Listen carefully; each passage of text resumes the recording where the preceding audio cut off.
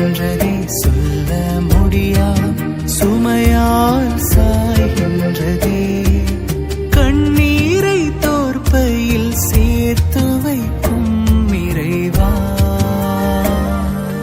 தொலைந்து போன என்னையே தோளில் சுமந்தவரே.